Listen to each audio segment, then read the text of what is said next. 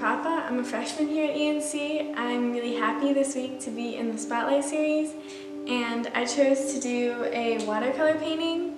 I chose a watercolor painting because it's my favorite medium of art. I like it because it's fluid, it all kind of comes together, and it's a very light art. I like to use art as a tool to better understand myself and the world around me.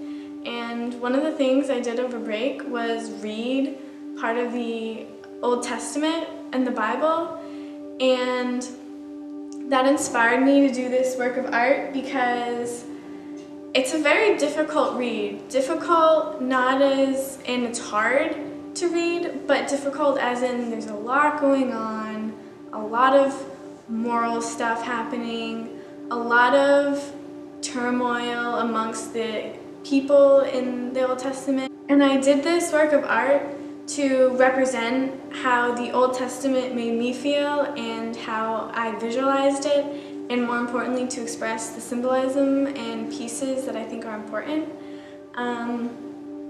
So for the first part, you can see here, this is all desert. Of course, after the Israelites are freed from Egypt, they spend most of their time in the desert. And this is significant because I felt like the text especially was very dry. It mirrored where the Israelites were. There was not a lot happening. It was mostly instructions, God's wants for the people of Israel, commandments, and so story-wise, not very fulfilling. But that's why I had this all here. It's kind of orangey, represents that sort of dry desert feel that the Israelites were experiencing. And I wanted that because it is a true reflection of what the Israelites were going through. Same thing every day, manna for how many years, reliance on their leader to get them whatever they need, and a general sort of uncertainty and a never-ending uncertainty. And that's why the desert here mostly takes up most of the picture, because if you're standing here looking, it's most of what you can see. There's not a definite source of relief at any point. But then we kind of see God as this figure of promising relief at some point. He's given them the promised land. And that hope, that promise, that trust they have in God is mostly invisible to them. They can't see God, they just see what God does. And so that has to become their proof, and that has to become their rock. And I represent God in this painting through these contrasting colors to the desert. It's up here, it's purple, it's gray, we have lightning, rain. That's because God, for me in the Old Testament, was really intense. He was not like I knew him from the Gospels or anything that I've read before. I'm careful to put words like angry on it because I don't feel like that's what it is.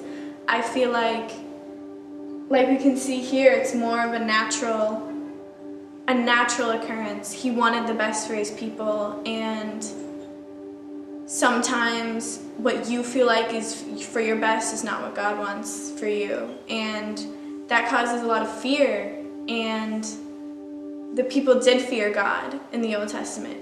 And fear God we use today is kind of a positive expression of our belief, but it's also means what it says. You fear God, fear what he has in store, fear where he's brought you.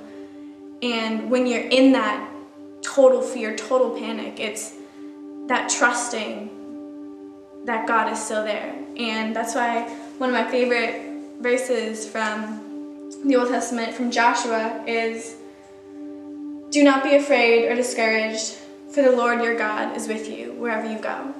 So here in the midst of this total chaos, we see I have lots of different strong color choices, and that's to kind of highlight the intensity and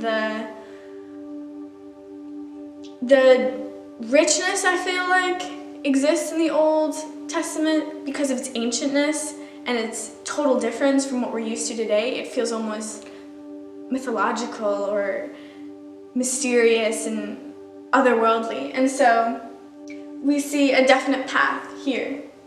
And through this path we can kind of follow our eyesight to the lightning. And it takes us here because here is kind of a representation a little bit of Mount Sinai that I felt was really important. This part of the Bible is really important. And that's why it's the biggest mountain here, is because you can kind of see and feel that something is going on here. And for me what that is God in a intense, kind of frightening aspect in the thunderstorm. But in that thunderstorm, what we're also seeing is that he's reaching down to us. And the lightning, which I don't know if you guys know, causes fire where it strikes. And so that kind of passage of effect shows how God, even though we can't see him or feel him or even know that he's there, we can see it around us and what happens and the effect that he has on our lives. So those are my thoughts behind the creation of this painting and the purpose of it, and why I do art is to better understand my feelings and to understand the world around me. But you don't need any of this fancy stuff. You don't need any watercolors, a canvas, anything. I did this a while ago with a Sharpie and a paper plate. So you really can utilize anything around you to kind of create to bring purpose and meaning to what you're doing. And so that's why I do art. That's why I encourage you to do art. And thank you.